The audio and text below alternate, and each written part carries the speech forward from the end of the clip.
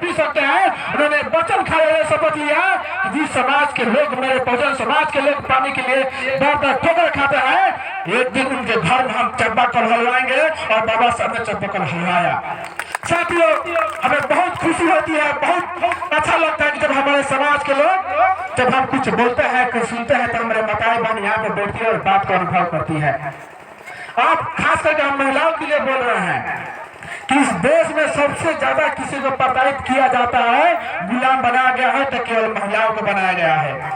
इसलिए महिलाओं को बनाया गया है कि आप लोग देखते होंगे कि जो बेचारे जो जेंट्स लोग हैं वो काम करने से कोई फुर्सत नहीं मिलता है, इसलिए हमेशा महिलाओं को गुलाम बनाया गया है। जेंट्स और कहीं से कमा कर आता है तो फिर के बाद में महिलाएं खर्च कर देती है, लेकिन वही पैसा अपने बच्चों को पढ़ाने में कोई खर्च नहीं करता है। अगर आज मेरी बहन का कहीं बेटी की शादी होता है तो लोग आता है तो क्या पूछता है कि बेटी चाहे बहन तुम कहाँ तक पढ़ी लिखी हो, तुम कौन सी यूनिवर्सिटी में गई हो। ये कोई नहीं पूछता है कि तुम रामायण पढ़ती हो कि नहीं हो, गीता पढ़ती हो कि नहीं हो, कड़ा चौथ करती हो कि नहीं करती हो, कोई नहीं पूछता है।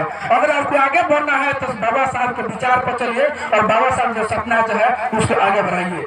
बाबा साहब इतनी संघर्ष करते हुए भी हमारे समाज ने इतने कुछ किया, और आज हम लोग क्या करते हैं?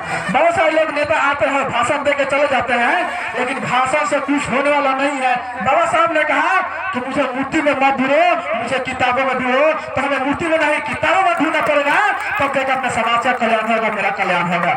बाबा साहब ये भी ने कहा, जब हमें दलित समाज के जो मंदिर में जब जाते थे तो ही बाबा कहते रुक जाओ, तुम शूद्र हो, तुम अछूत हो, तुम अवृत हो, तुम इस मंदिर में नहीं जाओगे, तुम बाहर रहोगे। तो बाबा साहब ने कहा कि आज मेरा समाज ना समझ है, मंदबुद्धि है, ईमानदार है, नहीं समझ पाएगा, लेकिन ऐसा समय आएगा कि उस मंदिर में केवल कुत्ता रहेगा। और जो मेरे बाबा साहब के जो मानने वाले लोग हैं, बहुजन समाज के लोग हैं, वो जाके स्कूल यूनिवर्सिटियां में पढ़ेंगे। और आज हमें दिख रहा है कि समाज के लोग बहुत ऐसे कम लोग हैं कि मंदिर में जाते हैं, धीरे धीरे उनकी विचारधारा बढ़ रही है।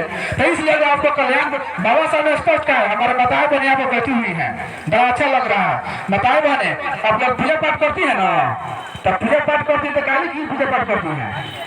आप लोग पूजा पाठ करते हैं कि मैं पूजा पाठ करूँ तो मेरे घर में सुखी आएगा, शांति आएगा, मेरा बच्चा सुख से रहेगा, ये नहीं इसलिए करते हैं आप लोग, लेकिन ऐसा नहीं होता है। अगर आप लोग रियल में चाहती हैं कि आपके घर में सुखी शांति बनी रहे, आपके घर में आर्थिक आमदनी बनी रहे, तो बाबा साहब ने आपको 3 मंत्र दिया है। सबसे पहले उन्होंने कहा कि शिक्षित बनो। बाबा साहब ने कहा है कि शिक्षा वो सभी का दूध जो पिएगा वो दहाड़ेगा। अगर आज यहाँ पर उपस्थित है और हम बोल रहे हैं तो हर एक इंसान की माँ शेरनी